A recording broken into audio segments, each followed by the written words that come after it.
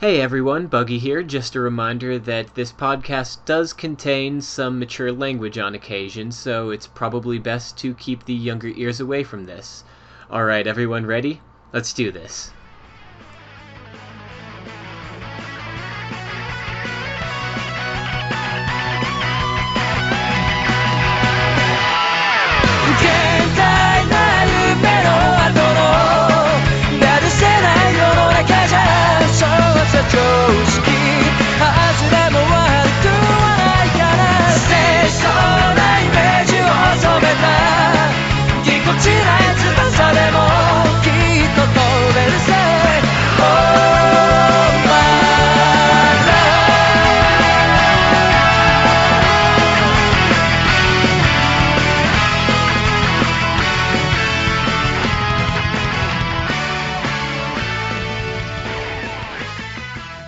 Hello everyone, Buggy here, and welcome to the Digicast, and I've brought these guys back together for a reunion. Hello! Yo. Hello! Once again, we have Tom, we have Chris, and we have Maduin. Woo. And what? Yeah, and we're going to be talking about Digimon Adventure Tri. Yeah. Episode 1, or Part 1. Or however these are getting labeled. I would assume. Well, I don't know. No, they haven't. They have special names for each part. What was this one's name? I actually don't remember seeing this. Reunion. Oh, that's right. Duh. That's wow. why Andy went with. I'm sorry. I'm gonna apologize to the audience right now. I had a really long night last night, and I'm still slightly hungover. So, if this is a recurring thing, I apologize to you all. We here at the Digicast are only the most professional and dedicated to our jobs. Also, in our defense, we were not expecting this show to come out a day early. No, we weren't. That was a surprise, a very pleasant surprise. Mm-hmm. So where do we start with? I guess, did we like it? Did we not like it? It was awesome! It was fucking great. I loved it, but of course, since in anime years, I'm an old man. That means I have to nitpick the shit out of it. Honestly, we'll get to that. Honestly, I was expected to, but it's not easy for me to do this, but I turned it off. I was just like, well, I was just studying everything, and I don't really have much to nitpick here because I'm enjoying it too much. Yeah, it was a fun watch, though. Yeah. There are things to nitpick, but sure. It's like there are way fewer things to nitpick than Adventure and Adventure 02 have. Yeah, that's I'd say that it's on the level of Tamers. Yeah, that's a good. With the nitpicking or Knock on wood. Should we Yeah, I mean, it had a solid beginning. You know, hopefully they carry it. Yeah, I mean, I just as soon as the music started up and we started seeing all the characters again, I was just I honestly just I felt myself tearing up, and I'm like, I'm okay with this. Goosebumps was a lot of goosebumps.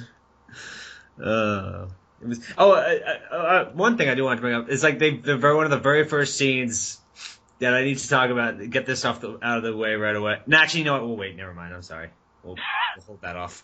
I was about to start, but I'm like, nah, that's not a good place to start. We'll start somewhere better. So where do we start? Maybe we start with where we find the characters. Where we find the characters? I mean, maybe we should start with presentation. Oh, okay. So Crunchyroll picked this show up. And they did some things that were different from the initial releases on theater and probably its Blu-ray release next month. You mean they cut it up into episodes? Yeah. This is interesting. I wasn't expecting that. Yeah, they made a lot of really interesting decisions. I don't think that they made a lot of bad decisions, but they made a lot of choices that made me go, "Oh, really? Is that what we're going with?" At first, I was okay with the episode split, but then when I did go take a second look over, when I was picking out pictures to make smarmy remarks about, I noticed that some of the episodes just end kind of abrupt. Yeah, there really is no real resolution, and when you know that you're going to be that it's actually a movie and that they cut them into episodes, you're like, oh yeah, well that makes sense. That you can see that when you're looking for it, but I mean, part of it too is I watched all 4 of them back to back. So did I. So Oh yeah, I shot right through the whole thing. How wouldn't you? Yeah, exactly. so I feel like that's something that's been unnoticed by most people, just because most people have been watching them all at once. Yeah. I don't know. I was saying, but I didn't really. I guess I can't really remember thinking like, wow, that was really jarring too much when I was watching it. Like I just I don't know. I didn't really. I guess it just didn't register how each one ended, how each one began. Yeah, I didn't notice until the second go around either. I still need to give it a second go around. I've just been so busy this weekend. I gotta give it the proper deep dive second go around. Mm-hmm. And I've rewatched most of it at this point. I was not quite able to get in a rewatch of the 4th one before this. Right. So when we start talking about the ending, I'm going to be a little hazy, but I remember. I remember pretty much. I think I pretty much remember the whole thing at this point. But I need to get a few screenshots because I'm pretty sure there's at least 6 really big, like I would call them cameos. Scenes where characters or outfits from other series were put in. Oh, but by the way, yeah. Something I noticed: these kids change clothes more in this one movie than they did in 2 whole seasons of the show. Yeah. Okay, it's not exactly fair for like 01 where they were in the digital world for most of it. Yeah. Yeah, But still. And for 02, their clothes morphed when they went through the gate. Yeah, that was a weird thing that happened. Well, not a weird thing, but yeah. No, it's just like they actually change their clothes on a regular basis now. Yeah, I know. And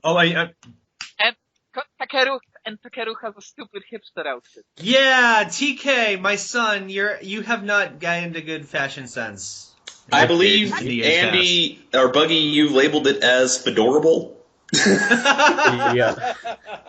I'm pretty sure that outfit is from somewhere. Like, probably was dressed on some female Pokemon character at one point. It looks like something from a J-pop boy band member wears out in public for like photo shoots or some shit. Yeah. Actually, no. I think I saw someone wearing that in Kamen Rider Gain. Speaking of boy band, actually reminds me of Matt's band. Oh my God, yes. Night of Day, and oh God, those band names so terrible. Okay. I love them. Do they do heavy metal music now? Like, do they do the face paint and shit? Like, what's going on there? All right, yeah. so let's It didn't come to the concert. No, too much shit It happened. will end with the flipping concert. Maybe. All right. Anyway.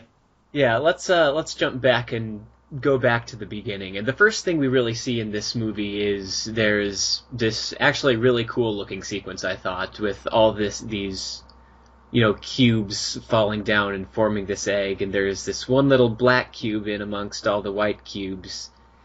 And what's the word they use? Like demiurge? Oh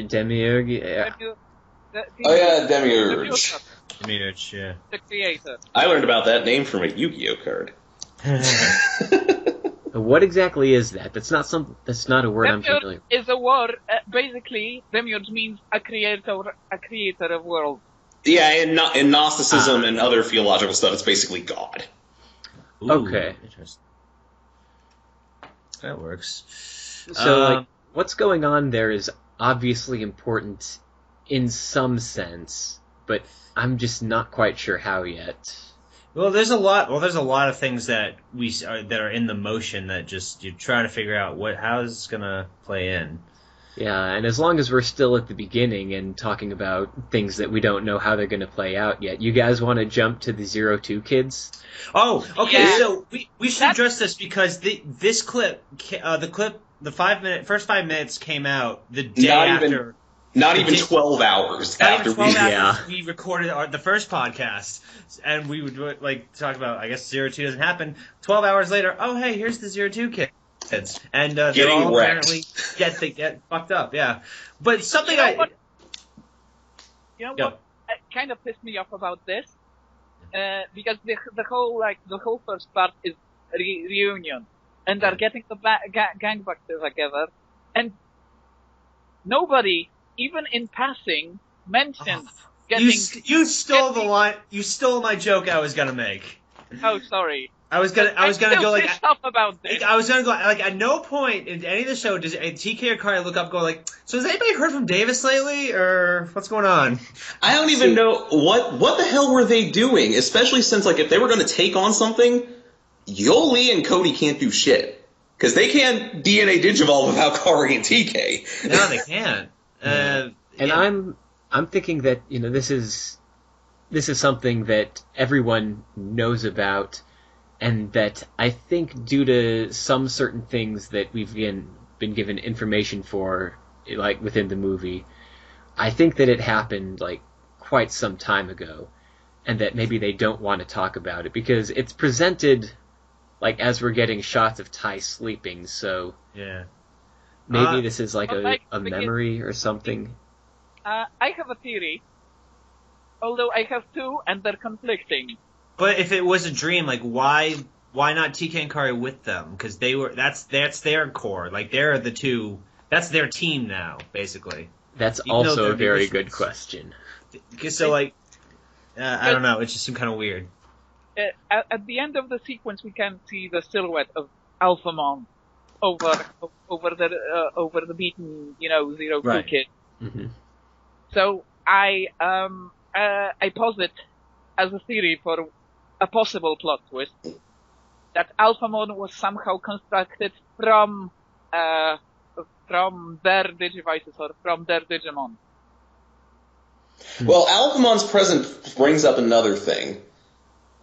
Are the other Royal Knights going to be present in this? Because I know Alphamon's kind of the nomad of the group, but... What, you mean Ophanimon and... No, they were this... Those are the Seraph. That's the Seraphs, right? Yeah. The Royal Knights. Those are the... I'm trying... Because I remember them from Frontier. But I don't... But, well, I'm just saying that because technically all our chosen children, they got 3 members right there. Omegamon, Magnamon, and Imperial Dramon Paladin Mode was the founder. Right, okay. So I'm trying to see where that falls and if Yggdrasil's a thing. Oh yeah, because there's... Oh yeah, I forgot Yggdrasil was a thing in this verse. That might be interesting. The 4 Guardians are a thing in this verse, but nobody ever mentions them outside of 02. You mean Zologmon? Yeah. We'll cover that in Tamer's post because I have a lot to say about that. But yeah, that's actually interesting. Because remember that picture I was talking to you guys about before the podcast started. Apparently, another part of that picture was that Imperial Dramon was in it. So, I don't know what's going on there. Man, the more I look into Digimon continuity, the more it confuses me. Yeah. Speaking of continuity, is the ending retcon? That's a good also question. A very good I think question. we're still trying. Given what we've seen, I think I don't think we're gonna know that answer until we hit the end. Because not a lot of people have Digimon. I think the big thing is we're gonna have to see what exactly happened with the 02 kids, because it's kind of left it in sort of this limbo status. It's oh well, something bad happened, but how bad is it? Are they dead? Are they alive? Are they are they going to show up again? When they flashed to that computer screen that showed the Digidestined all over the world, and their statuses, Davis and Yuli were on there and their status was listed as unknown. So. And can we point out just how creepy it is that they apparently know the exact latitude and longitude of all the kids at any given time?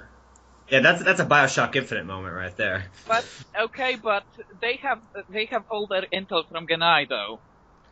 It's true. The one time Jedi was useful. Yeah.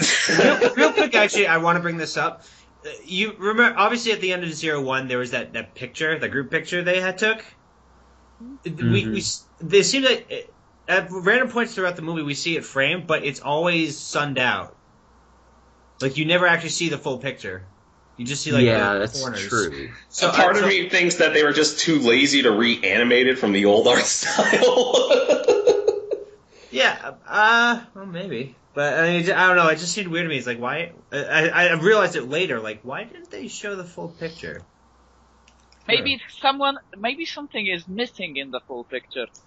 Maybe. I mean, a Digi hatched while they were taking the picture, but see, maybe the thing is, I'm not sure whether this is like this takes place after 02. If this takes place, Yeah, it like does. after. Oh no, it's clearly after 02. I mean, I don't know whether like all of 02 or even all of Adventure are canon, or whether they're operating on the assumption that canon has maybe shifted a little bit behind the scenes. Well, did one of the trailers kind of say that timeline from the ending of 02? Didn't one of the trailers kind of make that connection? Like, they said like the wrong. What were the exact words? I don't remember. I just broke part of my water bottle. God damn it. It was like the wrong, something like the wrong ending was chosen or something. The wrong path was chosen, or what if we had gone down a different path, or some damn thing like that. I don't remember the exact wording of it. But one of the trailers kind of hinted at that. So. One of my big gripes was the fact that no one seems to, civilian-wise, no one seems to remember the Myotismon fight. Well, no, really? Because I actually got the impression that everybody remembered the Digimon. No, they mentioned the incidents, and people are like, monsters again. Yeah, it's like, not this shit again. Yeah, no one in the interview was like that. They were like, "Oh no, what are these monsters?" Yeah. But no, I got the impression that I got the impression that the general public is still remembers how bad things got before. I think it might be like, oh god, I can't remember what it was called. Oh dear. Go on. I'll look it up. I need to. I need to. All right. I remember there's what got me was like how just the negativity of it, because I remember there was one kid's like, well, hurry up, I wish they would just hurry up and just die already. And I was just like, fuck you, asshole. Yeah, it actually kind of really reminds me of Neon Genesis Evangelion, with how like these people are responding to these heroes who've come in and pretty much saved stuff from destruction, but also caused destruction and hurt people in the process. Yeah. Okay. It's the weirdness sensor. The weirdness sensor? I get what you're talking about.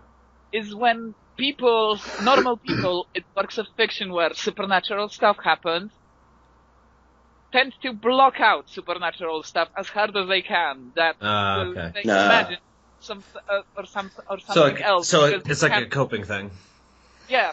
It used to be called Sunnydale syndrome. Catchy. Right, that's a Buffy the Vampire Slayer reference, right? Yeah. But, so do we want to get into sort of reintroducing all the characters? Oh god, meeting all the characters again was great. Okay. Yeah, I didn't well up when Joe remade Gomamon at all. What are you talking about? I know, that was so sweet. So short yet so old. But I love the fact that the first we see Nat and Sora, and like he's giving her the invitation to the concert, and Ty walks up, sees them, and turns and starts walking the other way. Someone's still salty. And I was like, wow, in the first 10 minutes, you took an old wound that never healed properly, you dumped an entire truck of salt on it, you squeezed some lemon juice over it just for good measure. And then you get a good slap. I need to point something out, because throughout the entire first part, we have these bits where Tai seems to be kinda still hung up on Sora, and Yamato's kinda seems to be dating Sora. But neither of those guys have any chemistry with Sora. They have all the chemistry between themselves, though. Yep. And Well, we'll in this get movie, to that. We'll this- get to that later. Yeah, let's start with Ty. Yeah, Ty has matured quite a bit. Okay, so before we really go into this, one quick note. Did anyone else notice that apparently Ty and maybe Kari still have bunk beds? I did notice that. I thought that was kind of weird because I thought they established that they had different rooms now. Maybe they just didn't get rid of it. Maybe. They're like, hey, beds are expensive, man. You're sleeping in the bunk bed still. Maybe, I don't know. I don't know. Mm-hmm. Maybe they have another family member visiting. Who knows?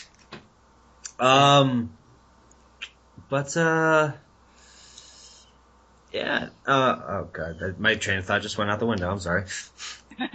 We see Kari again, and she is referring to Tai as Oni-chan, Yeah. which I find adorable because I'm a sucker for girls who refer to their brothers as Oni-chan, because I am a filthy siscon. Speaking of filthy sitcoms, how many fucking perverts were there leering at Kari throughout this entire movie? Oh my god. They weren't. Wait, are you Like, talking about the audience or character?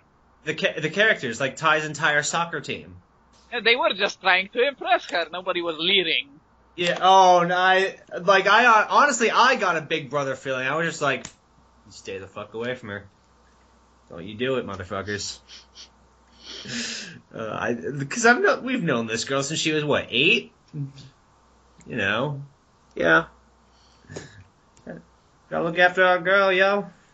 Well, yeah, but we also got to, experience her starting to go through at- puberty and stuff in 02. Oh, yeah. She can Oh, look that at moment with her and herself. TK, too. That was adorable. Which moment? The one they're walking home from school. Right. I'm talking about his girlfriend. Yeah. Chigo's all soon on Further him. salt in the wounds. No, TK's denied. It was interesting. TK denied it around her, but was okay with it around his brother. Yeah. So, Okay, but I got a gripe with Ty. what you got? I can understand why he was so hesitant after the Kuwagamon destruction, but at the same time, I don't. Because Ty has been pretty unflappable when it comes to Fighting. town Yeah. destruction. Yeah, I well, mean, look, he was pretty chill with Skull Satamon holding up that bus full of kids. He had this line that I think is the key line that I remember for this whole thing. When he was in the Ferris wheel, he was just like, "I see more, but I understand less." yeah. Basically, So he grew up. He grew up, exactly. He understands that there are consequences now, and I think this big thing with this movie is that there are consequences. I mean, there have always been consequences, but they seem a lot more personal now than they did before. Quick question, guys. Do we want to try going through all the characters first, Alright. or just sort of go in depth with them as each of them comes up? Well, I guess as each of them comes up, because I mean the big thing to talk about is character-wise is just Ty, because I think honestly I thought this, because 02 did a whole thing with this too that pissed me off to no end when I was in middle school, but like with Ty I kind of get it, just because I think he's experienced it the more than those kids have, and I think he's just kind of war weary. Maybe, or it's just the age thing, I mean, he's not that hot-headed 11-year-old anymore, He mellowed out. Mm-hmm. It's weird because in a weird way, he and Matt kind of switched roles. Kinda, yeah. Ty's the more laid-back one now, and Matt's the rash one. And Ty kinda took over the brooding too. He did take over the brooding. He took over the brooding hard fucking core. And I feel like with some of these characters, it seems like they've really changed. Yeah, but at the same time, I don't know how much of that is them growing up and actually changing, or whether it's just because I only know them by their dub counterparts, who are, different. Like Mimi especially is a lot different. She's made a lot more shallow in the dub. I think Mimi's the only one who had a very drastic change from dub to sub. Yeah. No, I mean, I don't know, because I didn't really watch the subs originally, so I mean, I think this is the first really sub Digimon thing I've ever sat down to watch. But I don't know. I mean, the characters all just seem to just be more mature to me. Although Sora seemed kind of off. Sora is kind of Sora is very flatly written here. Yeah. They kind of. It seems like to me with Sora, the scriptwriters remembered that she's kind of supposed to be the voice of reason, and Ty and Matt are kind of supposed to go after her, but they forgot to write a character in there at some point. I don't know. I still like the look she gave when Ty and Matt were bickering. Just like, you assholes still going at it? Yeah. I still like how they got. I still like how the scene where they got locked into a separate compartment on the Ferris wheel. Yeah, let's get to that later because I've got stuff to say about that. Yeah. I'll have stuff to say about that. Yeah, but see, the thing with Sora though is that I've never really been able to nail her character down too well. She's always felt just a little flat and subdued, and I think that's partially because, well, one, her character is a fairly subtle character. Well, no, it's not that really, because like in the dub they really played up her tomboy aspects. I mean, she's still somewhat. They played up that and her sort of motherly side. Yeah, like she's got the tomboy thing going on, but she also has the motherly thing going on. Some of those were lost in the dub, and also she kind of changes. Her character arc is this slow, subtle, gradual one where she sort of grows more out of the tomboy thing and into, a more... lady. Yeah, which, I mean, like, her mother is she's a flower arranger, a professional flower arranger. I think that I've even read that, like, her father took, the mother's name just because she's pretty notable within that job. And that's, a very traditional female job. And I think there's, like, a lot lost, too, with a lot of fans are not really happy with how Sora's character is handled because she goes from, this tomboy to someone who pursues more womanly pursuits, and that's a real big values difference between, Japan and America and some other places. Yeah. Yeah, I know I was certainly thrown off when she decided to go with the flower arranging thing in the ending for 02. Yeah, that was kind of odd. So I think it's something that is partially lost on Western audiences, and it's also something that's kind of subtle. So because of that, Sora's always felt a little less fleshed out to me than everyone else. Yeah. Hopefully they correct that in the later films, because I think she's earned her due at this point. Well, luckily, I've noticed this is being handled by people who it shows has an intense love for this show. Yeah, you can feel the love here. Like they know this is something that's important to a lot of people, and I think they're really pulling. They're not holding back. Really, they're gonna make this something that new audience will enjoy, but more importantly, something that we're gonna love. Yeah. All right, so let's see here. We've touched on Tai, we've touched on Kari, we've touched on Sora, and to an extent Matt. So I think just one quick thing before we move on. I really love the banter that Tai and Matt have while they're eating. Yeah. Yeah. I remember I was watching it, just like how he's just putting all that salt in, and Matt's like, not that much, and they're just going back and forth, and I was just like, I've missed this. I've missed this so much. Well, I didn't even realize how much I missed it. I don't even really think they had anything that good, in the original. It's just the chemistry between the two of those is so great. Yeah. Yeah. So my favorite one of my favorite bits from the first season was when Matt was just like, "Well, at least my cat's not stuck in the tree." I enjoyed that line a lot. Yeah, but I really think that the chemistry between Ty and Matt, whether intentional or not, is pretty much the best thing in the first part. You can almost hear the saxophones playing. Oh, the Yowie fangirls were a swooning. Yeah. They are like they threw salt in the wound like pretty early on, like we mentioned with the whole Matt Zora thing. Dude, but they're also throwing a bone to everyone. They are. Oh my god, this was like I remember. Who was the one in the last podcast who said, "Oh, I could see chemistry between Izzy and Mimi"?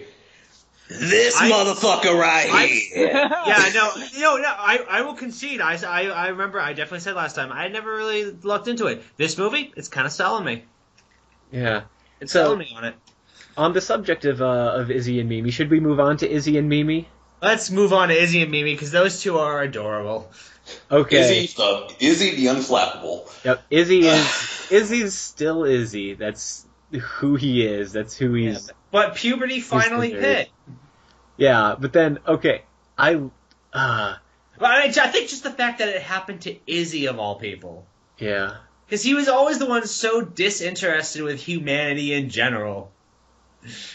He still goes on when he starts going on. The scene under the bridge while everyone is arguing and talking over him, and he's just going on. He's just going at it. It's like that's Izzy. That's totally Izzy. I'm sure someone's listening. I'm sure someone's gotta be listening. But I don't know. It was. I don't know. Just to see that kind of like goofier love-struck side to him. It was just like, aw, that's cute. His balls finally dropped. Also, he's apparently a hell of a programmer now. Well, he's always been, a hell of a programmer, but it's... my reaction, and my housemate's reaction to where he says, well, I made the software that checks my body, that projects these clothes onto my body type, and we were like, sell that, you will be rich! I know! I don't know, man. There weren't some good suggestions in there. Rabbit, Shakespeare, crab. I saw that and my impression was, Izzy, honey, maybe you should check with the clerks. I'll put it this is one of the things I wanted to mention because we screenshotted this, but I still can't to recognize most of them. That entire spread of all the different outfits, that is a screen of cameos. Oh, is it? Screen of what? The blue bunny suit cameos. Cameos. The blue bunny suit is from forgot. But there's an outfit there in the lower right. There's an outfit from Oh My Goddess. There's an outfit from Harry Potter. There's an outfit from Tokyo Ghoul. I didn't know that one. I'm pretty sure every single one of those outfits is from somewhere. Yeah, no, I saw a couple things on there that are definitely from other things. Speaking of cameos, the Tamer's Knot at the beginning. There was a Tamer's Knot? The book that was on Kai's desk. One Vision, the song that plays during the Mega Evolutions in Tamers. Oh, I didn't know that. Because, again, I didn't watch the Japanese version. So. Oh, and also TK's shirt that says summer camp on it. No, didn't it say Suma Camp? Did it? It's like summer camp. I thought you said earlier that it was missing the R in summer. Oh, did I not put it? It was put as one word. That's what I was saying. Oh. Well, then that's your fault because you made a typo. Oh, I'm sorry. The Izzy thing kind of reflects kind of what I thought of this movie. Like, it's finding a balance between what was, Digimon in the past and now just kind of social things, just like the kids interacting with each other and like becoming adults. And it was just like, yes, this is a healthy balance. I like this. Apropos kids becoming adults, I have one gripe. One gripe with the art style. The art style? Yeah, everybody looks the same age. Like, in the first. Yeah, now you mentioned, yeah, they do kind of. Well, there wasn't too much of an age gap between them. Yeah, but But Chika and Kari, it's kind of noticeable. Oh, the yeah. teacher comes up and goes like, Yagami, and I'm like, oh, it's a classmate. Oh, you mean the teacher? Oh, yeah, no, that was. Oh, totally okay, yeah. That I will totally agree with you on. That teacher looked like he was their age. And the lady who works in the Black Ops thing. Well, speaking of the Black Ops thing, we need to address that one real quick, because what the fuck is this group? Yeah, let's get through the rest of the characters first. Yeah, okay. Right. Basically. So, okay. Mimi. Let's talk Mimi. about Mimi, who is the Mimi. best girl because she is American. I love And it. she became addicted to Haribo gummies. The candy's the shit. Okay, so much. the first thing we get from Mimi in this movie is, you know, Izzy's like, well, hey, I know Mimi's all the way over in America, but maybe she'll, you know, come to Japan to watch your soccer game. And Ty's like, yeah, whatever. And he texts her, and she comes back immediately with like, oh, yeah, I can totally come. You'll pay for my airfare, right? Yeah! And that's so totally Mimi. And it turns out she was coming anyway. Yeah, and she was coming anyway. She is such a troll, and it is so fantastic. She is so trolly throughout this entire movie. And she is so fucking smug. So smug. It's good. She's also still very caring. Yeah, Yeah. she Well, is, but she's also become very sort of self-assured, I'd say. Yeah. Well, I mean, very she grew up. confident. Yeah. She grew up very considerably at 0-2. Like you definitely saw, she was a lot less self-centered. Mm-hmm. Yeah, she took up a leader mantle by organizing the American Digidestins. The girl. I mean, she's not the brat anymore. No. Well, I mean, she has some things, but doesn't everybody? But no, she's an entirely different person now, pretty much. Yeah, time has really been good to Mimi. She is, I think, really, really come into her own at this point. Yeah. I'm really expecting her to just wreck somebody in the second one. I think she's gonna wreck somebody. I think she's gonna fuck some shit up. Mm-hmm. Yeah. Oh yeah, what? Apropos wrecking shit up, Tom, I have a question for you. Yeah, I have a question for me. What is it? How did you feel about the Kuwagamon finally being defeated? I was like, when Agumon came in, I was just like, fuck him up! I just love the end of that fight where just Alphamon yoink. Is that Alphamon's hand for sure? I believe so. I don't know. I couldn't It really looks tell. different. I mean, it was black. It was gloved, as gloved as Digimon comes by. Yeah, but it was certainly, a final boss piece. Yeah, no, it's like, it felt satisfying just to see that bug finally get the fucking comeuppance it deserved. Yeah. So, anything else on Mimi? Mimi, well, I mean, we talk about the crush that Izzy has, but I think she's aware. I think she's funny. purposefully fueling it at this point. Oh, yeah. Yeah. Mm-hmm. But at the same time, now I'm invested. Now I'm just like, yes. Yeah. Yes.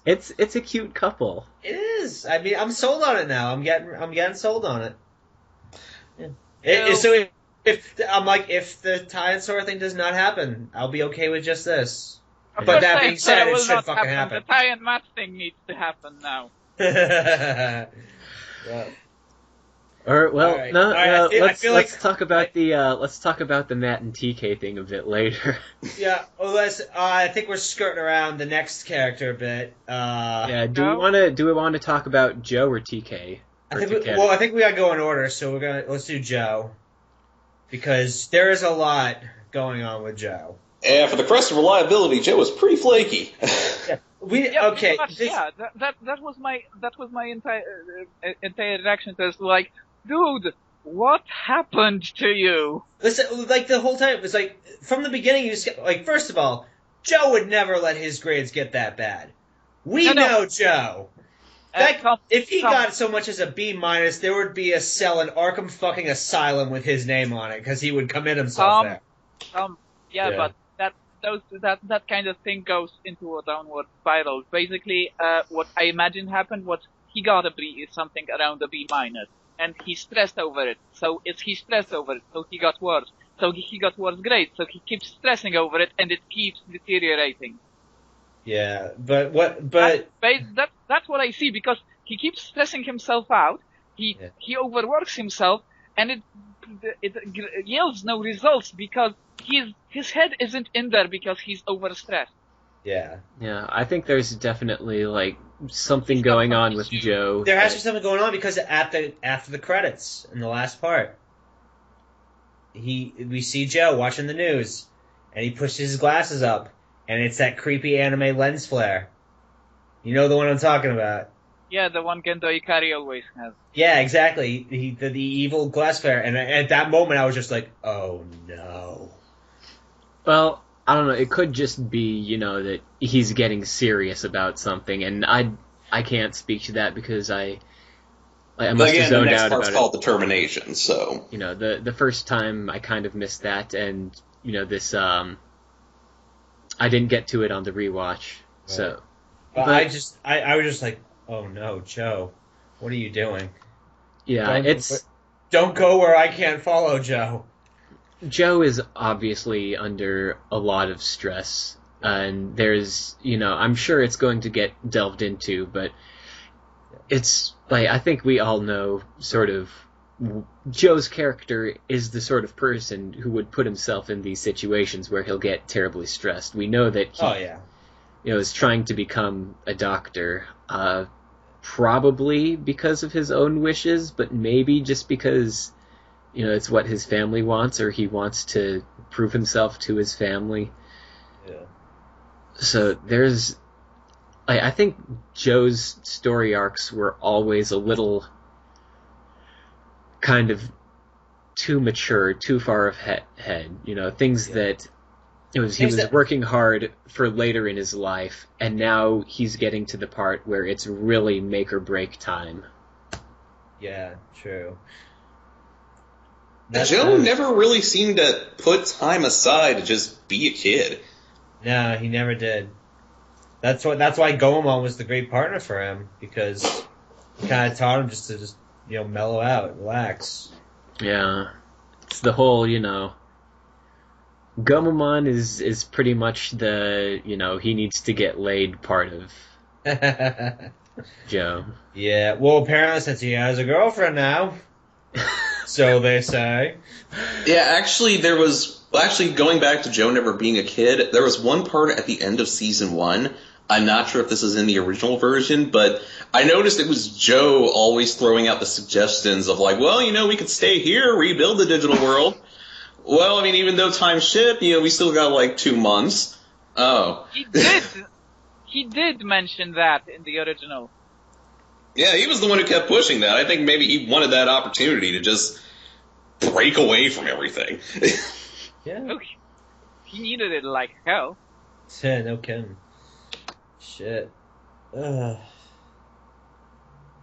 man. I don't know. I hope... I guess Joe's storyline is just kind of reflecting, like, what we have all gone through at some point. Just being overstressed, overworked, not having enough time. It's also kind of one of those really Japanese things where there's a lot of expectations on him, probably from the family. Yeah. Mm-hmm.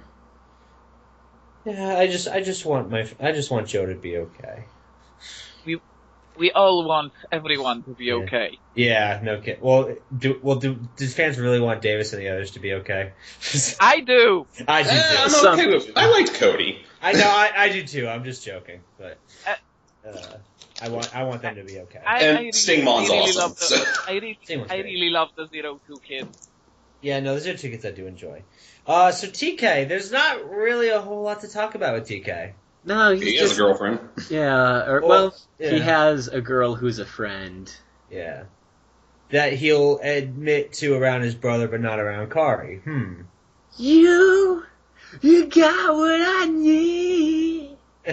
But you say he's just a friend. You say he's just a friend. Yeah, no, TK didn't really do a whole lot this episode, apart from having a really terrible sense of fashion. Yes. And also flirting with his big brother. That's really awkward. But No, also we're pointing caught out that, the parents right? are still split up. The parents are still split up, which, I mean, did we ever really expect them to not be? Not really. Oh, something about Matt that I forgot. Yes? It was just a single line, but when they were going through all that new shit, he brought up, I'm going to try to talk to my dad, see if there's anything he can, spit on that. I did notice that, yeah. Yeah, because Maybe, the relationship between him and his dad has probably gotten even better compared to season 2. Yeah, well, season 2, the relationship had gotten pretty good. Yeah. But yeah, no, I think... In 02, I remember his dad handling a lot of the crises, actually. Yeah, his dad was in on a lot of the stuff. Yeah. Mm-hmm. He was a big part of later, I'm just glad that the relationship is still there. Yeah. Yeah, it's good. As we mentioned on the previous podcast, the Digimon always handled children-parent relations. Oh, something I need to bring up. I am so fucking glad they didn't try these Digimon are just stuffed toys around their parents bullshit again. Well, they kind of know. No, but they did it in 02, and I remember it annoyed the hell out of me because they know about them. Why are we doing this again? Wait, which one of the original guys did that? I know Izzy did at one point. Yeah, he did. I think Ty did at one point as well. When Agumon devolved into Koromon. Yeah. Yeah. Hmm. Yeah, but I love how Mrs. Yagami was just totally mellow about everything else. Exactly, because she knows at this point. And she's like, "But you guys aren't dangerous, right? Yeah, we're not. Cool." I have a feeling since Kari and Ty are all grown up, she'd be spoiling the shit out of Agumon and Gatomon. Yeah, exactly. No, but I just like the fact that they're not going to hide us around their parents anymore. The parents know, they're in on it, they're okay with it, and that's it. That makes me feel better. It's like, oh, well, good. Mimi probably does because her parents are still terrified of Digimon. But yeah, but I'm just glad that at least on Ty's end, it was just like, oh, good, we're gonna move past the bullshit. Everything's okay on this end. So some final, I guess, quick thoughts on the new characters. Let's start with the teacher guy. Nishijima Sensei. He's weird. I don't know if I like him or not. He looks like a teenager, and he looks kind of like he's from Psychopath. Yeah, a little bit. He looks like he should have a partially unbuttoned shirt with a pair of headphones around his neck. Are you saying he looks like a grown-up Yo Asakura? I don't know who that is, but sure. Yo Asakura. Oh, Shaman King. Right? Yeah. I know that you and I kind of disagree with our opinions on Shaman King, but this isn't a Shaman King podcast. Yeah. Nope. Yeah, but I just kind of, because he said unbuttoned shirt and headphones, and that was my, Yeah. But, I don't know. But, I don't, the teacher, the whole organization in general, I'm like, after Hypnos, I ain't trusting anybody on their word. Yeah. Yeah, but Hypnos were kind of, they started out outwardly antagonistic. These guys, we are informed, are at least informed by Janai, and they explicitly tried to help. Yeah, that's the thing. Janai is clearly in contact with them.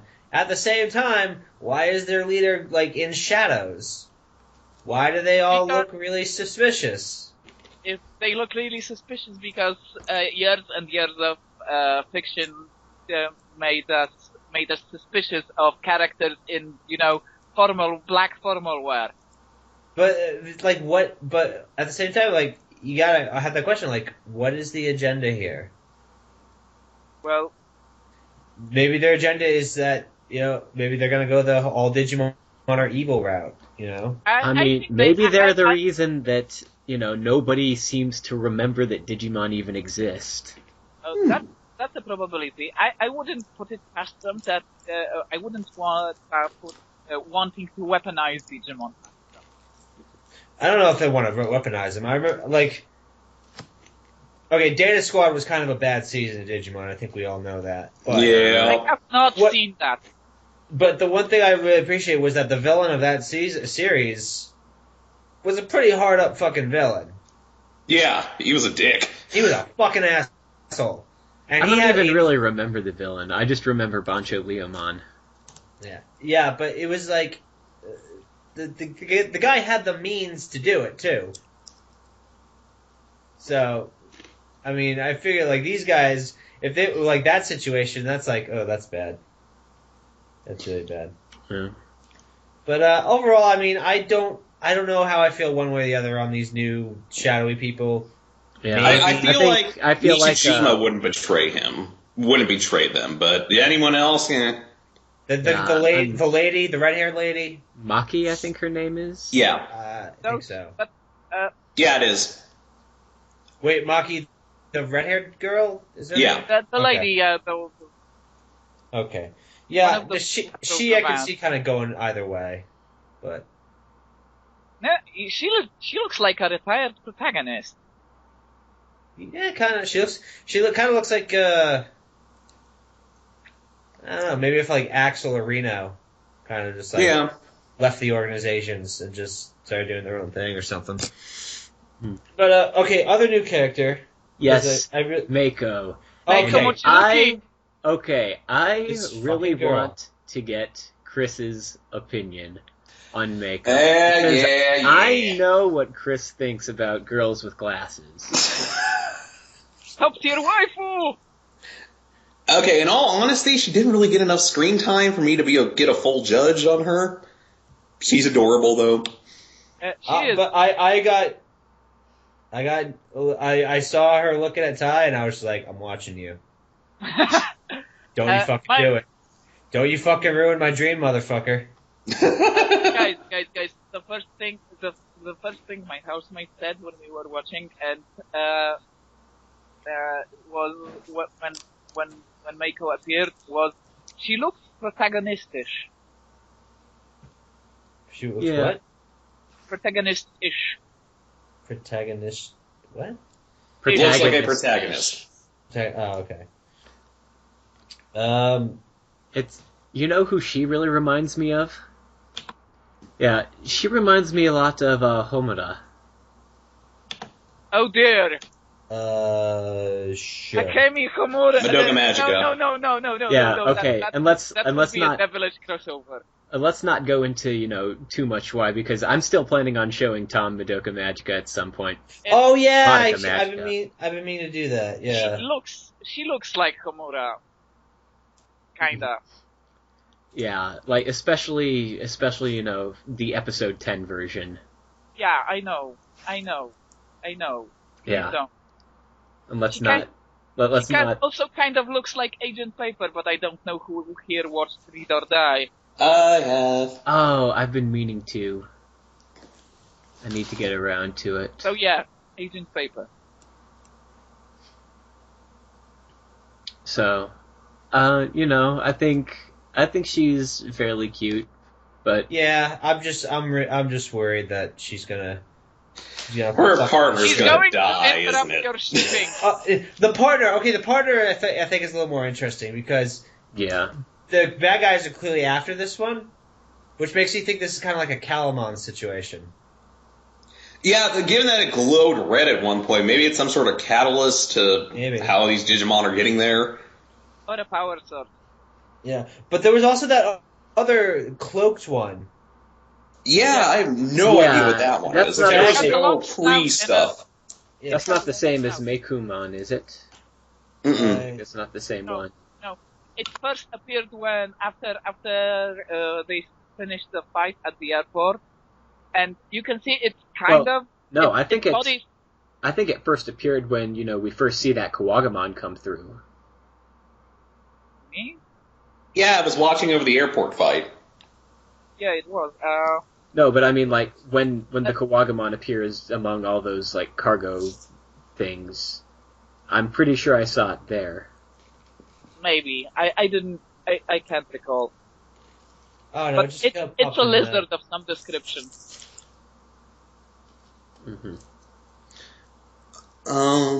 But yeah, I have a gut feeling that the partnership between Meikumon and Meiko is not going to be whole by the end of this whole thing. Probably not. Yeah. Especially if it has a Leomon evolution. Oh god, Don't no. go there. Don't even go there. No, wait, because Leomon's already died in this universe. Well, there's other forms of Leomon. I Yeah, guess. didn't Data Squad kill off like 2 different Leomons? Yup. Did 2? I know they killed off 1. I never finished Data Squad, but Saber Leomon and Bancho Leomon. I didn't see Bunch of Leomon, I don't think. Bancho Leomon is the fucking best. I mean, Okay. Yeah, he's awesome. it's But Leomon meets Jotaro. Frontier And killed now off a you make me Leomon, want to technically watch too. Tamers, I mean, that was the big one. Yeah. By the way, I want to go on Pornhub, post a video of Beelzemon killing Leomon and put it under fisting. Oh my god! Why would you do that? That's so terrible! Oh my god! Oh my god! That's like the worst thing anybody could ever do. Oh my god. Jesus Christ, man. What, too soon? Way too soon. Alright, so what do you guys want to talk about next then, now that we've gotten through all the characters? Alright, The story? we talked a little bit about the consequences thing. Yeah. I don't know, there's something about it different this time around. I guess they were just meatier, more in depth with it, because consequences have always been there. Like buildings have been, like Odaiba was destroyed at one point. Yeah, it was leveled. Yeah, completely leveled. But I guess it's different, like seeing the place destroyed and then hearing your classmate going on about how one of their friends is in the hospital because he got fucked up by the bug. Yeah. I guess it's different when you hear people talking about it, I guess. Yeah, I think Ty had that trigger because from what I heard, apparently like he saw the broken cell phone, which kudos to them for keeping up with the fact that it's 2005 and having flip phones. Well, no, flip phones are still pretty big in Japan, I think. Yeah. I think so too, yeah. Yeah. They are. But apparently the phone looked like Kari's, and that was a trigger, and yada yada yada. Oh, is that what that was? See, at first I thought that was his phone that got fucked up. But then I realized, wait, he still has his phone, so that can't be. Well, it? yeah, Ty's a fan of hot pink, of course. Why wouldn't that be his phone? Also, did you Hey, man, notice I don't judge how many times they flashed back to that? Yeah, it was almost like Shinji on the train all over again. Yeah, it really is the Evangelion of Digimon. Yeah, but it just Except that Tamers is already the Evangelion of Digimon. pretty much. And we mean that in the best way possible, of course. But then I thought it was just maybe it was somebody else's phone, that somebody's dead now. Like I don't understand. I'm still The broken phone reminded him of Kari's phone and Kari, sister. Oh, okay, and then he just that could have been Kari.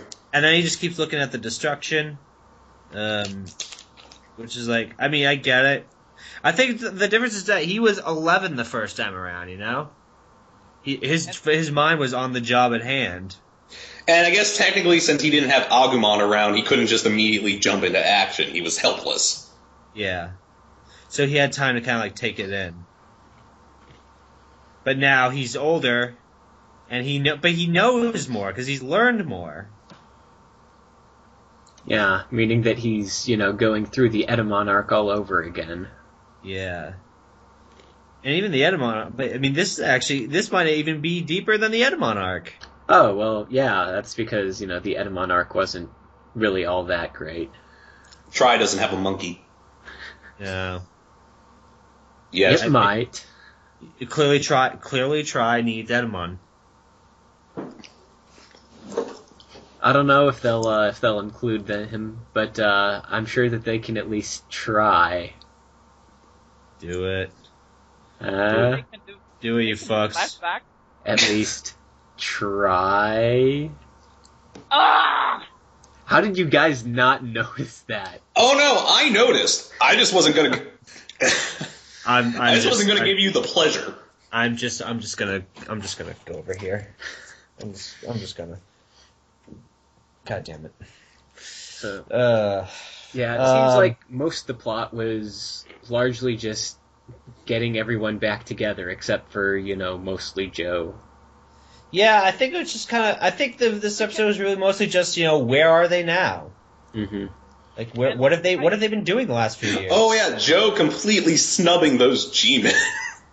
Oh my god. So snubbing the what? When he was snubbing those G-men that came to take him to the battle scene, like, fuck off. Yeah. Screw you guys. I'm Busy, going not home. interested in what you're selling, I got shit to do. Well, he probably did. I don't think he realized at that point. Yeah, no, he didn't know. Flashback to it. It was like, oh my God. Although you have to give it credit because Joe would not just brush somebody off, 5 or 6 years ago, whenever the original series took place. True. Mm-hmm. So the fact that he's doing that now says a lot. So, but Yeah, it feels like, they set some stuff up at the way beginning, and they set some stuff up at the way end. And apart from that, it's mostly, them just getting back together. They're reestablishing characters, reestablishing character dynamics, because those things have changed slightly, and they need to be reestablished. And I and Matris are trying to and failing to resolve their tension.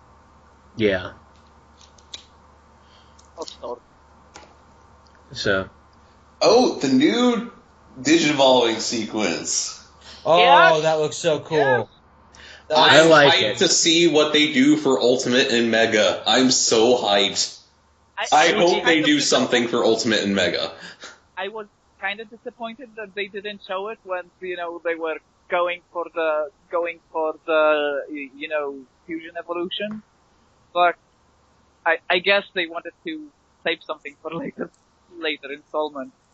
Yeah. Because they just kind of flipped through they're champion now, they're ultimate now, they're mega now. They're that was fusing. really weird. Yeah. Like they were Were Garurumon and Metal Greymon, and then suddenly the War Greymon, Metal Garurumon. I'm like, that's not how it works. But okay, It's like a Digivolution montage thing. yeah, pretty much. Pretty much, yeah. But it's, I just really love that sequence, and we get to see at the end of it just how much CGI has improved in the past, decade and a half. It really has, man.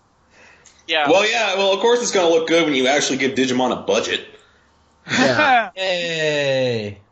But I mean, instead of that awkward CGI whatever, the stuff at the end, they look kind of like, the new Pokemon sprites now, and how they've got that That was short exactly the animation. comparison that I made. That it looked like it was season like Gen 6 Pokemon.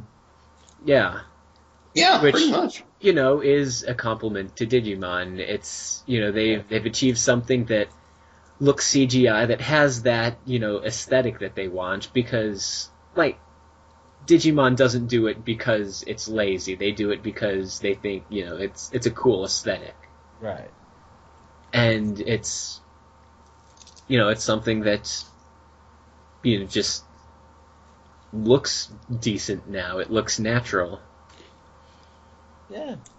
They have it is very, very I don't know, it's all very crisp. It's all very well put together.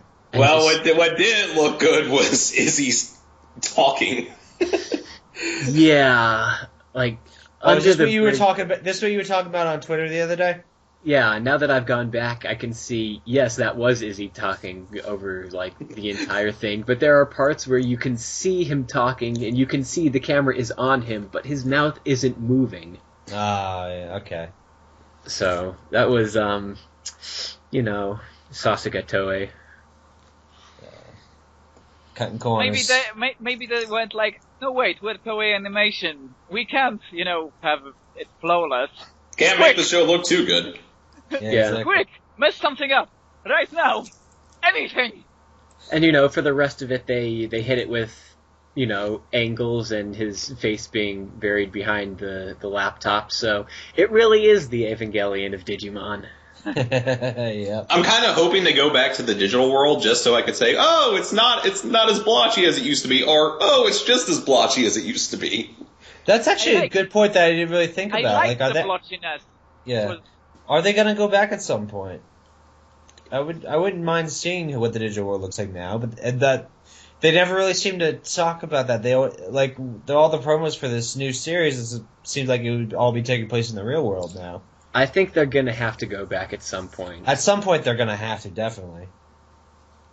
But when that's gonna be? Because given the outfits, I'm assuming that's where the 02 kids bid it. Yeah. Well, yeah, the 02 kids are clearly in the digital world right now.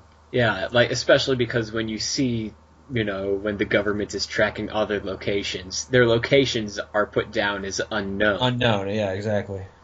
Implying that they're not on Earth. Oh, speaking of, let's point out the fact that apparently they've organized a board with the other Digidestins around the world, the TK and the gang, because he was putting a little message like, Kawagamon has showed up in Tokyo, everyone be careful. Yeah, I don't know. I guess it kind of is playing off the ending of 02, maybe. Because, they did establish all this. Or at least playing off the World Tour one, because again, you think a lot more kids would have Digimon by now. That's why I'm thinking the ending isn't entirely canon. Yeah. Oh boy, I hope we get to see Willis again. Oh, they did mention Willis at one point. Did they? Yeah. I missed that. Izzy mentioned his friend from America, who we all know as Willis. Well, there's another one, too, the one with Betamon. Because Willis is his Datamon? only friend from America. Wait, who has Datamon? What? No, Betamon, the one where, episode... Oh, no, that was Mimi's friend. Yeah, okay. Yeah. Is he new Willis, though? Izzy knew Willis, yeah, that's how they got in contact with him. Like, is it Willis... Because of the movie. Well, yeah. Yes, but you realize that they threw a lot of stuff into the movie to try to tie Willis into the first two films that he had nothing to do with. But they also mentioned him in 02 at one point. Izzy did. Like, Maybe. my friend America named Willis, maybe you'll get to meet him someday. I don't think that was in the original version. Well, I don't know if it was in the No. fucking original, it was in the dub, though. Canonicity of, subs versus dubs now. People who know this better than we do, tell us. Tell us we're wrong. Yeah. No, there was a little nod towards Willis, which I was pretty cool with. Alright, I don't know, anything else you guys have about, I guess the plot or the, I guess we're talking the Digimon about are showing up. Fucking Yeah. Alphamon. Like, just fucking coming in and wrecking everybody's shit. Okay, first off, on the faults of some of the other Digidestin, they should know by now. If it is giant and bipedal, and especially if it is humanoid, It's probably Champion Mega. form ain't gonna cut it. It's probably a Mega. Yeah, and It looks like a bloody Gundam. he just completely no-selled everything they threw at him. Like, I was, by the time it got to the end of the thought, I was literally thinking, it's like, wow, he is acting like these guys are flies buzzing around his head, and the only reason he's attacking them is because he's annoying, like, they're annoying him. It's like he's swatting at him. Yeah. No, that's exactly what the comparison is. It's just like, these guys are not doing... He don't give a fuck.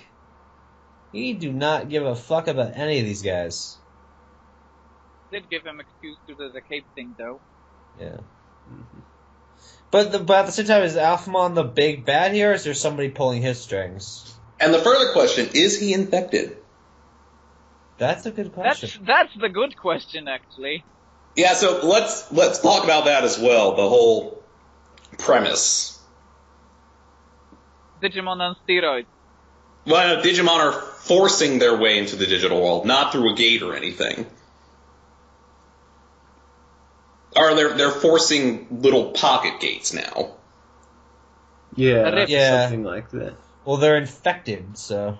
Yeah, Maybe which, that's okay, I feel like a bad way to show that Digimon are getting violent was to use Kawagamon. Yeah, Because Kawagamon's always been an asshole. No, Kawagamon was always the one that got away. Well, yeah, but I mean, they were trying to get the example, like, infected Digimon become more violent and that sort of thing. And I feel like Kawagamon's the bad example to use. Yeah, because have they ever met a Kawagamon who hasn't just attacked them on sight? No. Yeah. All. Kawagamon's always been an asshole. Kawagamon's always fuck their shit in. And they got some motherfucking payback now. They got a lot of payback, and I was so happy. I was just... the whole fight, I was literally just screaming, fuck 'em up! And they fucked them up, and I was happy. Because fucking things up is good. But, yeah. But, I mean, because Kawagamon was the first villain they ever encountered. Yeah. So I feel like that was a good place to start it off. Yeah, I feel like if they wanted to do an example of infected Digimon, like, I don't know, Miramon, Frigimon. Okay, Well, the thing is, Miramon and Frigimon were their friends, also. Exactly, further showing how infected Digimon become more violent. Kawagamon was always an enemy, and he was always the one that got away. I think you really have to go with Kawagamon just because, he's the iconic one. Exactly. He's the one that started it all. But the question is, what comes next? Because there are enemies that came after him that were a lot worse. And they have to... And again, time used, can they be curable? Yeah. Regarding the infection, and what it does, because they said it makes them more aggressive. Greymon at one point mentions how they're stronger than usual, and they were actually because I actually did a comparison, and these Kawagamon were also increased in size. Were they? Yeah, they were pretty big. Yeah, they were bigger than they were. Okay, it's also through size comparison, because I was like, how compare 0-1 sizes of Greymon and Kawagamon in a fight. Yeah, and stronger too, because it took at least two champions to take one on. Oh, interesting. Yeah. So I mean, okay, I know Gatomon isn't very helpful, but what do you mean? That is the most fighting she's done as Gatomon in the entire franchise. That is very true. That is very true. Okay, but I still think that in 0-1 she was kind of there for the, I don't know, warp effect. Because basically in her first appearance in 0-1, she just knocked everybody out and said bye. Yeah, she used cat's eye hypnotism, which she has, I don't think, ever used again. Except maybe once in 0-2. No, not that I can recall. I completely forgot she had that power. I feel like she did it once in 0-2, but other than that, never uses it again. Oh. Are you implying that Digimon sometimes forgets about, important points that could have resolved things far more easily? What? No. Who would never imply such a thing? No, I save that for Bleach. Oh my god. Jesus Christ. Ran JoJo over with Speaking of which, tune in for the upcoming Bugcast where I rant about Bleach. Oh, no, I cut all that out. Why? To piss you off. So, let's, Well, one thing I'll say about the enemy. enemy, like, I made this say the Kawagamon, what comes after him. Because I'm just saying, if Devimon comes through that portal again, TK is probably going to lose his shit again. Yeah. TK is going to... Well, then again, whatever happened to Devimon's data after it was put into Chimeramon? It got destroyed along with Chimeramon, I guess? I don't know. I guess. Yeah, but hasn't know. it been established that whenever, a Digimon gets destroyed, their data isn't destroyed as much as, spread around and then it reconstitutes as eggs? Yeah, but this is Devimon we're talking about here. He's always kind of played against the rules. And he was chilling in that. His data was chilling in that ocean in 02 for some reason. Yeah. Yeah, Devimon's always been the one that's been kind of wonky. He's like he's an anomaly. Exactly. Well, what about Ice Devimon? Maybe we can get Ice Devimon involved, and then. Well, Ice Devimon was never in the first two. Well, no. Look, I just want Ice Devimon involved so that when they dub it, they can do a Christopher Walken impression for him. Oh my god. Wait, so they would get Matt's voice actor to voice Matt and Ice Devimon? I don't know, maybe. Not the first time we had an actor voice multiple characters in Digimon. No, true, very true. Silence, tiny humans. Yeah. Oh boy. Yeah, I'm just saying, like, whoever this is that's behind this, he's gonna try to fuck him up. I feel like this is gonna be a lot more of a psychological kind of fuck up. Or it will be another, it will be once more an appearance by Myotismon actually trying to be the main villain. No, I think if they brought Myotismon back, that would be a bit much, because Myotismon has had plenty of time at this point. Yeah, I know. And fuck what they did with him in Cross Wars. God. Ugh. Myotismon's in Cross Wars? There was this weird moment where to celebrate, I think it was like the 10th anniversary or something, there was like characters from all the other series got together, and there were dozens of Malomyotismons that just got wrecked I instantly. heard about that. That was one of the most awkwardly made scenes in Digimon ever. It was like something out of a fan fiction. So let's see. Let me get this Most straight. awkwardly done scene in Digimon ever says a lot. Yeah. Let me get this straight. In 02, Malomyotismon is destroyed by all the kids saying, "I want to be this when I grow up," and in Cross Wars, He gets Oko. He gets destroyed. Several of them get multiple Oko. times. He's So a mook.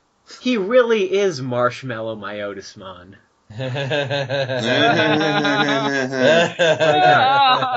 That's not my term. I've heard that term elsewhere, and it's just so fitting because he jobs so hard. He jobs harder than Vegeta. So I want to talk a little bit now about who they have for the cast for the kids, because they've replaced the old kids with new voice actors. Oh, are they all new? All the kids, yeah. All the kids are, fuck. yeah. Do. Yeah. I mean, did any of you have really any issues with the voice acting? Nope. No, I solid. did. Yeah, I Yeah, was pretty cool with it. it seems solid. It's just, The fact that they replaced everybody? yeah, because that's not really something that's, frequently done in Japan. No. Like, I mean, over here they might do it, but... Yeah, but in Japan, Goku still has, the same person voicing him that was originally voicing him way back in the early Dragon Ball when he was just a kid. Oh, Yeah, fuck. but Masako Nozawa has an extremely characteristic voice. Yeah, that's true, but a lot of American fans find it really Actually, hard no, to not listen to Dragon Ball subbed because Goku sounds like an old woman. He is an old woman. Exactly. Well, actually, I said that about American dub, but really, America does a pretty decent. I mean, look at FMA. They got a lot of the original voice actors for Brotherhood. So, America does. I guess. What does that bode for the dub cast? Well, I know the VA for Ty said, if he got the opportunity, he'd gladly jump back on. Yeah, but have there been a follow up to that? I'm not even sure there's been an announcement that it's coming over here, because I remember they said they were going to bring X Evolution over here, but that never happened, probably because they didn't realize how dark it was. I don't even know. I didn't even hear about that one. Yeah, it was supposed to have come out last year. It's a Digimon series? No, it's a movie, standalone. Oh, It was supposed to air on Nickelodeon. oh fuck. But yeah, I don't think they realized how dark it was. Yeah, I just Alright, here for the dub. I would love it if they got all of them together, all the originals again. If they don't, what I want to hear from them is, listen, we tried to get the whole band back together. Things didn't work out. We're sorry. And I would forgive them, because what can you do in that situation? What I don't want to hear is, we didn't even try to get the originals back. We just brought a bunch of Funimation people over. Oh god, no, not Funimation. Well, given that Digimon is done by Saban Bandai and they have an infamous history of not treating certain veterans right, at least if Power Rangers is anything to go by, that may actually happen. Hasn't one of those companies like bit the dust too? Yeah, or something? I thought one of them went under. So yeah, Digimon? Yes. Yeah, so I guess I'm looking forward to seeing, if there's even news of a dub. Yeah, if there's a dub, what I want to hear is, we tried, we couldn't do it. Or, it'd be even better, we tried, we succeeded. I just don't want to hear, we didn't even bother. That's not what I want to hear. If there's going to be a dub, they're going to wait until all 6 parts get released. Right, of course. Probably. Yeah, there's no way they're not gonna.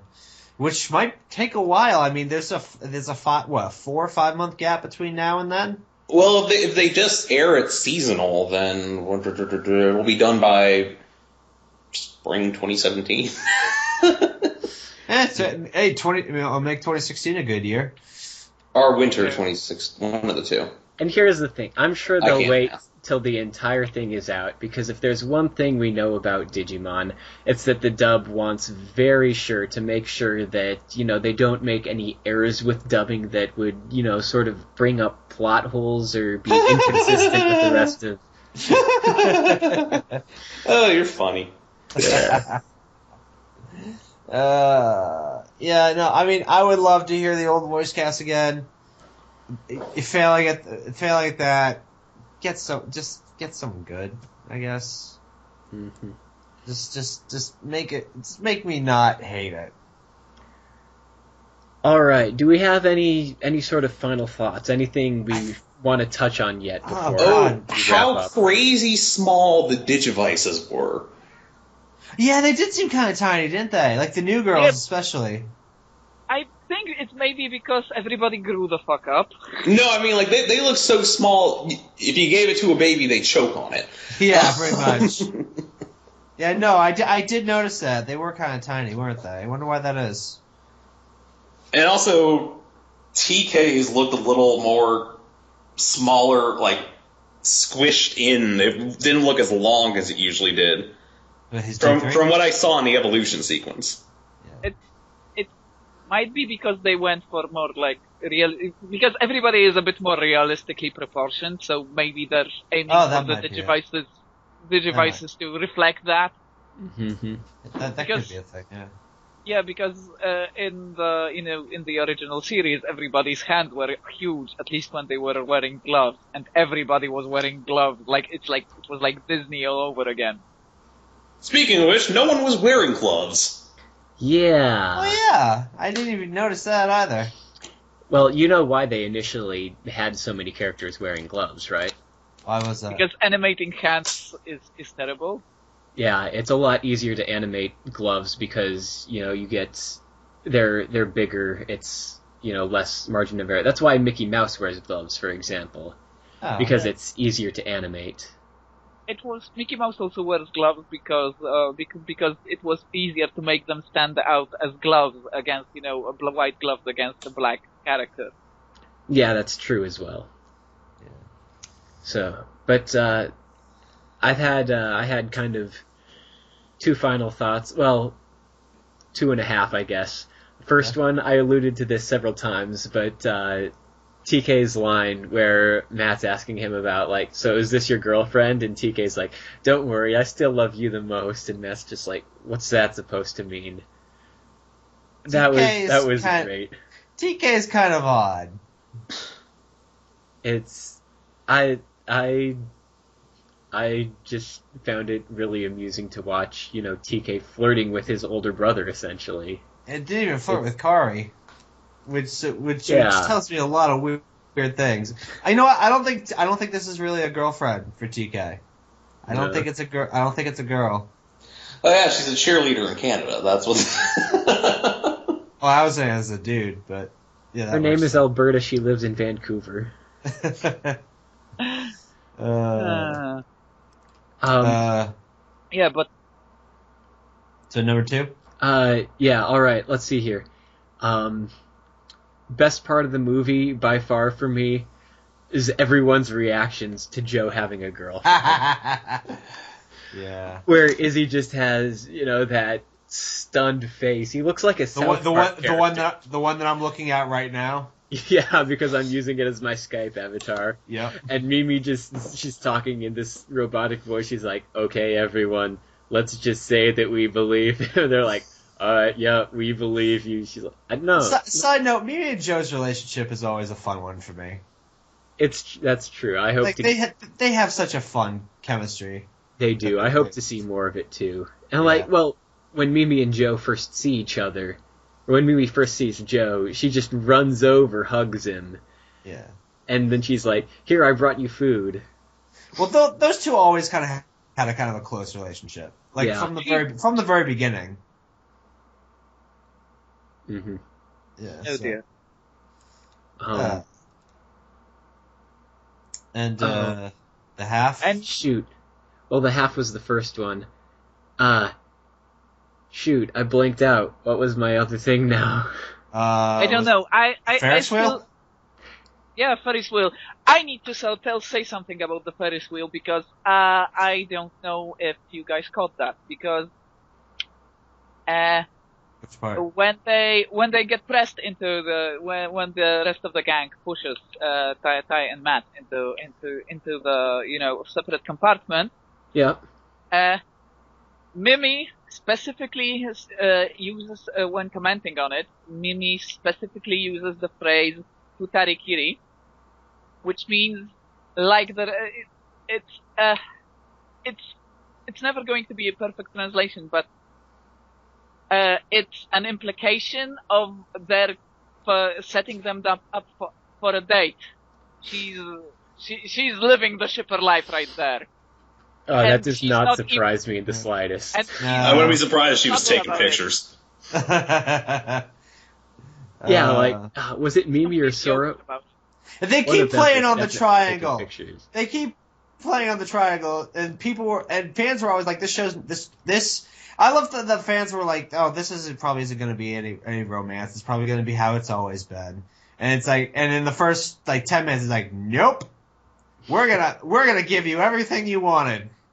Yep, even the things you didn't even know you wanted.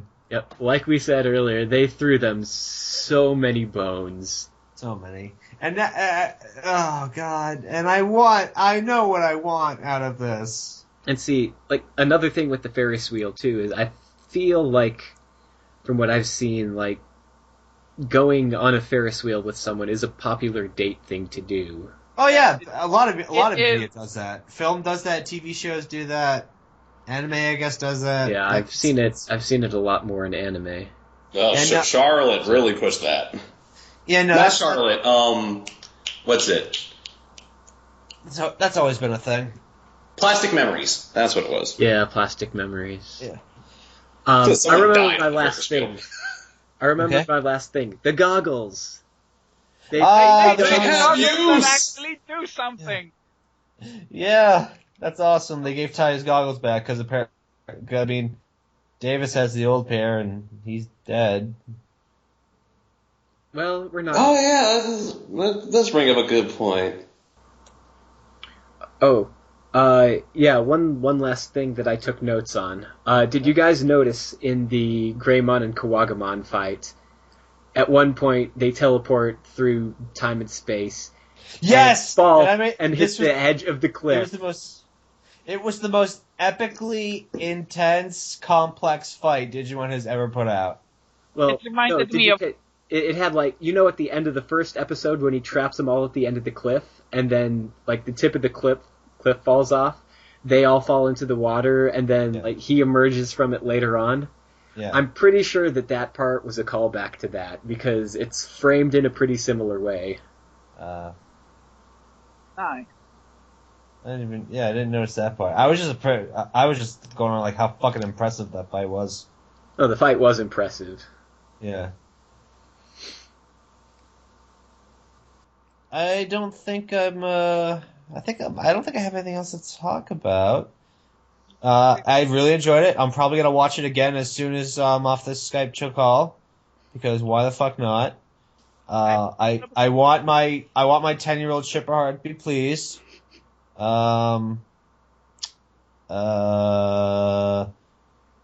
Okay, I missed my friends. I'm glad they're back. Action's awesome. And I hope these storylines all pay off. There's one more thing I wanted to talk about, but I didn't find an appropriate place to mention that. So, I just wanted to say that I appreciate how they remixed Wish much more than how they rearranged Butterfly. I was really happy with how their Wish, the ending song, how that came out. It's a really it's a spectacular update. I really loved it. Mm-hmm. Oh, I have a gripe. Uh-oh. None of the Digimon said their attack names. Oh yeah, they didn't. They didn't.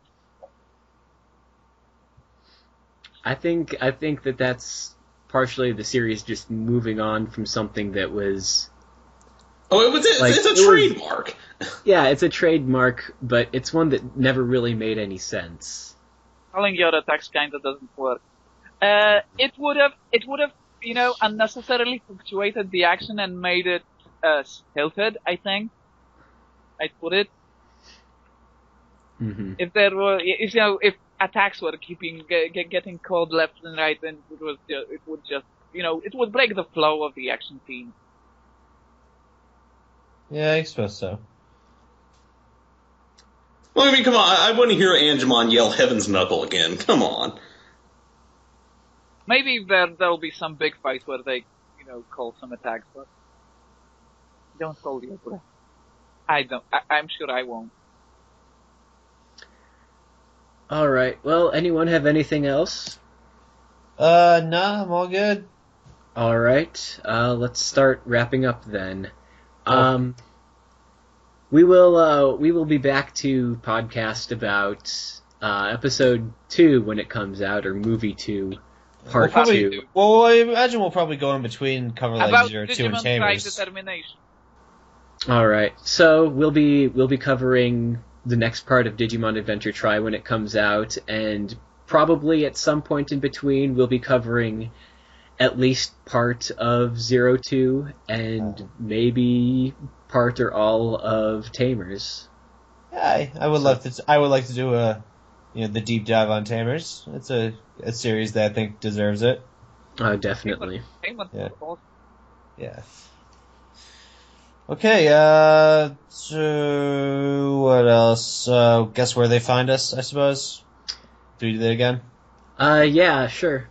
As always, you can find me at the Ladybugman on Twitter. There will be links and images embedded within the video version of this, as usual. And I guess if you have any sort of questions or comments, leave them below the YouTube video, or you can email me at deladybugman@gmail.com, since I'm the one who does the editing and stuff for all these episodes. I'm trying to learn how. Yeah. You can find my review work at Sexlick Productions on YouTube. I'm at SexLickman on Twitter, Tumblr, and I'm forgetting one. MySpace? No, I'm not. Never mind. Okay, yeah, just those. Yeah. You can find me on Twitter at the Raggedy Man. Okay. I'm on Twitter at Maduin, where I occasionally remember to post things, and I'm on Tumblr on This Blog Is Okay, where you can witness my stream of consciousness. Oh, I should also mention, I did forget one. You can also find some of my work, as long as a couple of my companions, on the Collective Idiocy website. Yep, and this will be going up there as well, most likely. So Yep. And that's just collectiveidiocy.com, right? Yes. Yep. So, yeah, I think that's all the links then. Yep. Until next time, I am Buggy. I'm Tom. I'm Chris. And I'm Maddie. We'll see you next time on the Digicast. Peace out. Bye. Bye. That fight reminded me, because of the, gate turns in reality and them teleporting all around, that fight reminded me of the final battle in the second Thor movie, actually. And it made me... The second what movie? Thor. Marvel's Thor. Oh, yeah, that piece of shit. What, too soon? What? I actually quite enjoyed that piece of shit, as you call it. Oh, I fucking hated it. I don't think it was bad. Fucking hated every moment of it. I have no clue what you guys are even talking Thor 2, about. was it The Dark World? Yeah. It's a movie about a space Viking with a magic hammer fighting against the Ninth Doctor being a dark elf. Oh, Yeah. Thor. Thor. I heard 4, like the number. No, Thor. Oh no, like I am the number 4. That one sucked. Okay. Oh, yeah, it was a pretty piece of shit movie. Sorry, I was... Fantastic Four didn't get very good reception either. Oh god! No, it did not. That one was terrible. Yeah, I was rooting for that one to succeed, too. Which made me feel Yeah. really sad. But, I mean... Welcome back to the Digicast, where we talk about Marvel movies. I don't Actually, think, Fantastic Four was Fox. He's been in a fair amount of stuff. I think he's had a lot of supporting roles. Like I said, he's Reiner Braun in Oh. an Attack on Titan. I'm looking at his list. I remember this character. He was a guy in Yu-Gi-Oh! 5Ds named Dick Pitt. What? And that's not a dub name. That was the original name. Dick Pit? Yep. I guess Matt is a dick pit now. Well, now we know, and knowing is half the battle. Okay. Oops. G.I. Joe.